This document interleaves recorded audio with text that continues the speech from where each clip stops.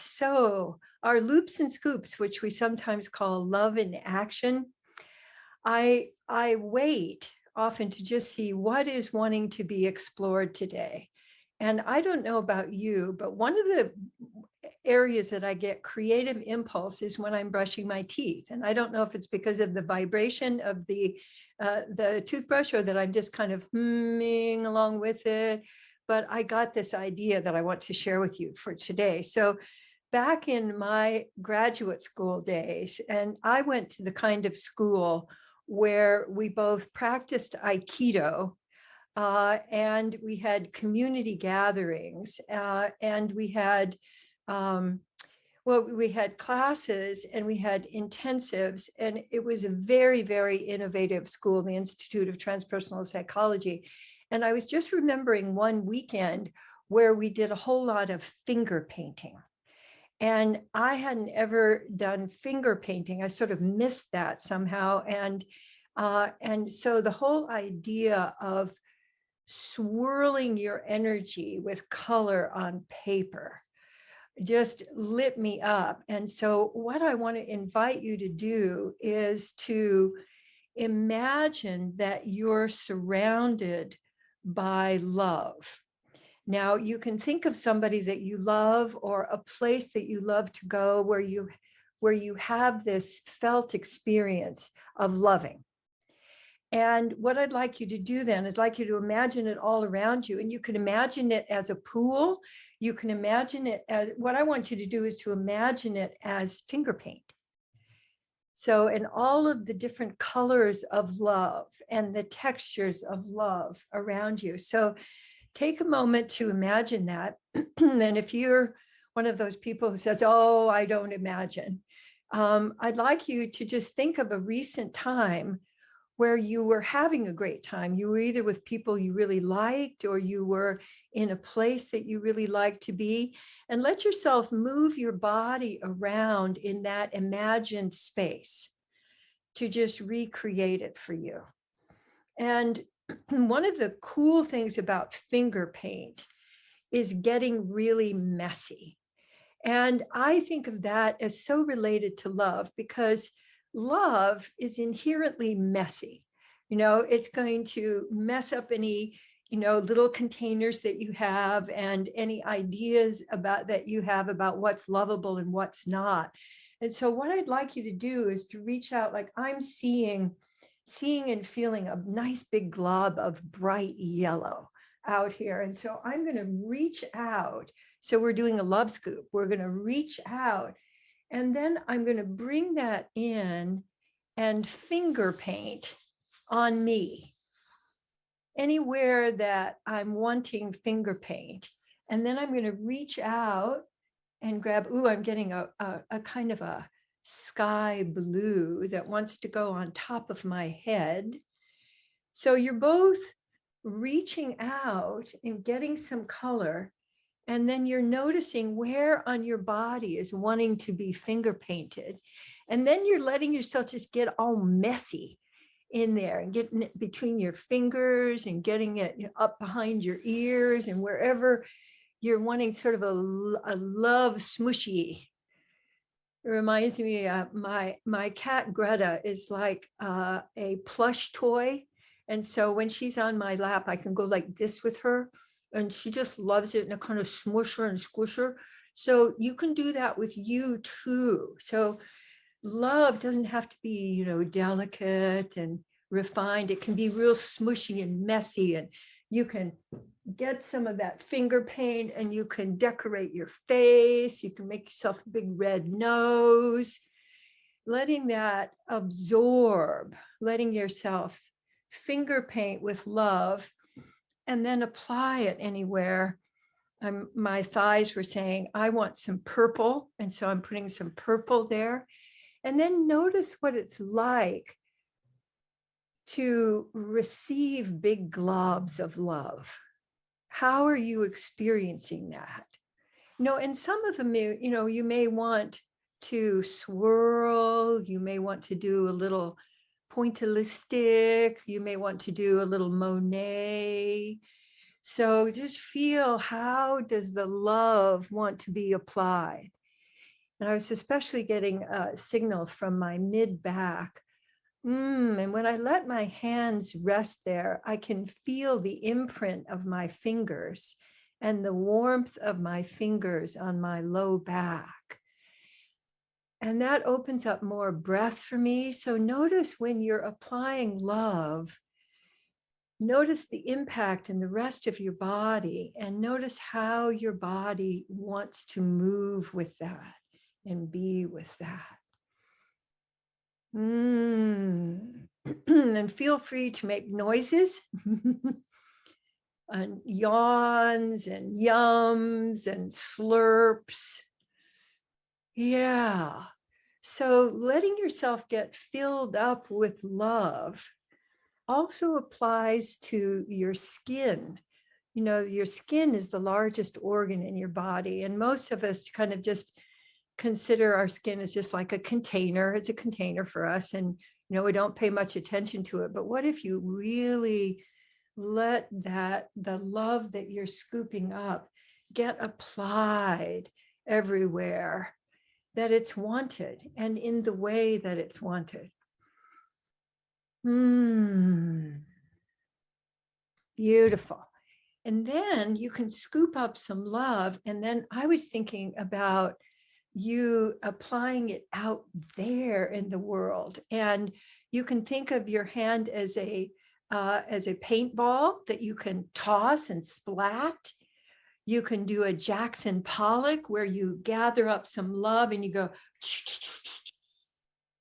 So let yourself play with the world as a big canvas for you to gather up love and then apply that. I'm going to do a little swooshing and swirling, and then be sure to come back to you. So now we're going to do a scoop that you give to you in just the way that you want to. And then another scoop that you let go out into the world. Like I'm thinking of one of those like bubble machines where you go when it goes out all over the place. So you can let yourself imagine different ways of letting your loving attention paint the world around you. You might notice that there's a place where it looks like or it feels like maybe there's a little love missing. And so you can send it all the way out there. And then coming back to you, gathering, giving it to you. See if there are any colors that are missing. I love color. I've always loved color. And I have always felt that society doesn't want us to have too much color because we're not as easy to control. When someone is wearing a lot of color, you just know you're not going to be able to tell them what to do. So I've always, and there are certain colors that, when I was growing up, my mother would say, that's just a little too obvious, or let's be a little bit more refined. So I want you to go entirely the other direction, because finger painting is messy. And what we don't really realize is that love is messy. It's not neat. When you get captured by love, everything rotates around that.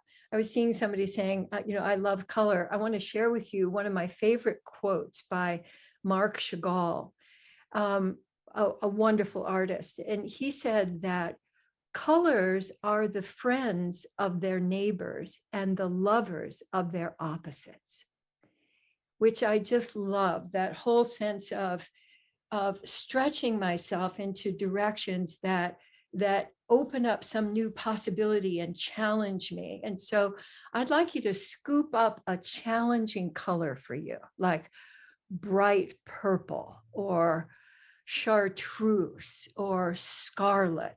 And I'd like you to apply it someplace where you can really enjoy the juiciness of that color. And then notice how it wants to open up your body to move. So for me, it creates more wiggles. I get more wiggles and oozing from color. And I also feel my breath opening out to the sides, which feels really delicious. And then since you're in charge of color, I'd like you to just notice out there in the world around you, either close by or even way out there, what kind of color would you like to apply to the landscape? And I'd like you to gather it up. And then I'd like you to let your body tell you how you would like to apply it. Like I'm finding mine coming out of one of those big old bubble machines that can you go for like half a mile. So I'm like, Phew! And this one is a kind of a dandelion yellow that's flying out everywhere. That's a whole other aspect. You could have a color blob like a dandelion and then go and let it disperse. So the colors of us, the colors of our essence, because essence is all the same, but we carry it around in different bodies. So the colors that you really love also express your essence in the world. And so I want to invite you this week and going forward, as you're selecting, how do I want to present myself in the world today? Let that include color and different kinds of colors, and especially colors that might be a little challenging for you, like that's just too much. And in fact, let yourself reach out and get a really nice color and let yourself wander into where in your body do you hold or experience that you're too much? Where's your too much place where you kind of suppress yourself or try to squeeze yourself to be less than? And I'd like you to smear color all over that too much place. And let it sink in.